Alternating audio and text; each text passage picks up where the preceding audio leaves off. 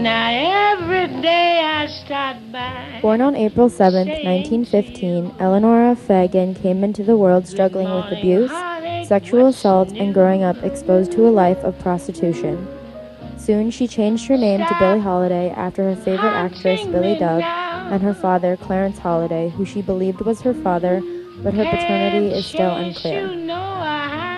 Discovered in a Harlem nightclub called Monette's, Billie Holiday's music translated the hardship that overshadowed her life and the racial prejudice she and her fellow artists struggled with. You have a most unusual style. Everybody says that.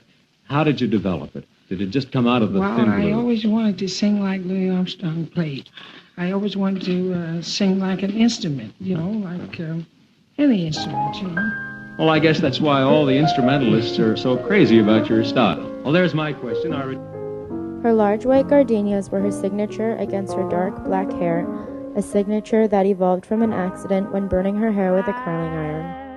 Nevertheless, Billie Holiday was considered one of the greatest jazz singers of her time. Being the first African-American to sing with an all-white band, Artie Shaw and his orchestra, she also sang with Duke Ellington, Ben Webster, and saxophonist Lester Young. Billie Holiday paved new ground for her race and even dealt with racial prejudice from promoters of the band and listeners. She traveled all over America and Europe, performing for all kinds of people, black and white. However, she was criticized for her rough blues style of singing and constantly fought people putting her down and narcotics keeping her down. She was heavily addicted to heroin, and this addiction affected not only her body, but her relationships with her lovers, including mafia member Louis McKay, who tried to get her off drugs but unfortunately failed. She was arrested several times for possession of narcotics, but being the strong woman that she was, she fought through.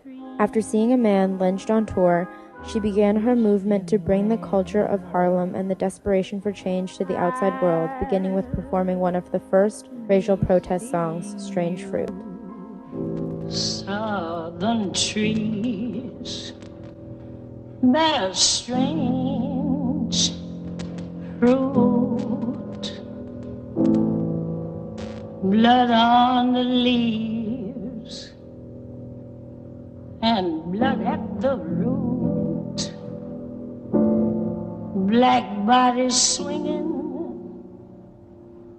in the southern breeze, strange fruit hanging from the poplar trees.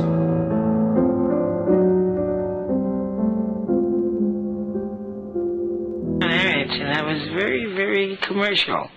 You had to give me a nickel. You couldn't give me 2 pennies. And there was a lady on the corner that had a record machine. And I could hear Louis Armstrong and Bessie Smith at Southern Cha-Cha evening. I always knew I could sing because I always did sing, but I just did it for my own pleasure or for Mom. I never knew I could make any money out of it. Billie Holiday broke through the barrier of racy blues culture and took jazz music to a new level of blues sophistication. She showed people across the country that Harlem culture was not just a new sensation not meant to last, but a trend that would become the norm of society. Billie Holiday became famous for her rough quality of sound that brought a sadder, bittersweet tone to jazz that had never been heard before. Her slow and soft voice made people listen to the words she sang and not just the beat of the song.